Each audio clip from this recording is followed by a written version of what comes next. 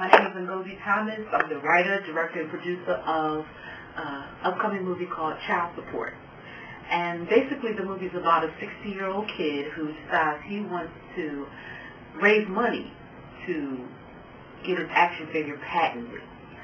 Now, the twist is that the only way he can do it is by putting life in his cup.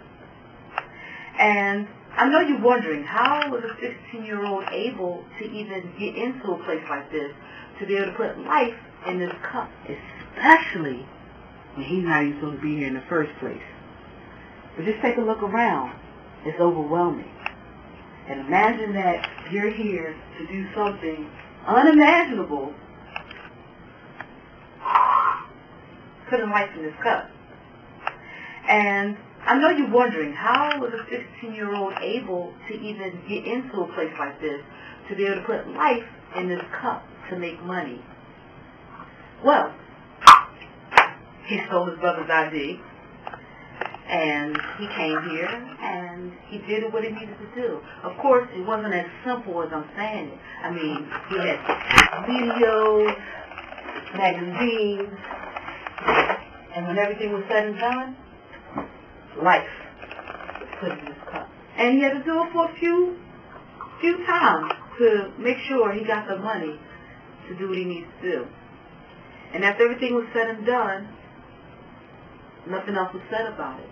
He didn't even think about it. All this is done because he needs money to patent an idea that he has for an action figure, and that's it. He's not paying attention to the consequences that he will see later on. I don't know. What do you think you would do? Do you think you would do it because you need the money? Do you think you would probably just work on borrowing it? I don't know. Unfortunately, those options wasn't given to him as readily. You know, he did get an allowance, but not enough. He can't work because his parents want him to finish school and complete school, just work on studies. So coming here was the only option that he had, or at least that's what he thought. But unfortunately, no, you know what, let me take that back. Fortunately for him, he became famous on his own animation studio and very well known. One day he runs up on somebody that looked just like him, a younger version of him. And he knew that kid was his. Let's just say he found out that he wasn't the only one. Four others.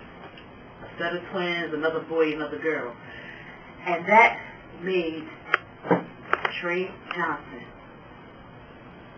decide he was going to just do what's right in his heart.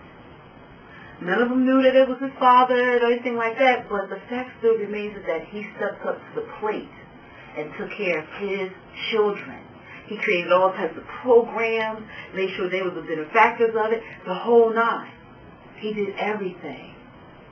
And when it was all said and done, he was able to sleep at night, and he knew that he made these kids happy and gave them even more on top of what their parents were already giving them. So I'm asking you, what would you do if you were 16 and did the same thing, and then you got faced with one child, and then it turns into be 5 altogether? What would you do?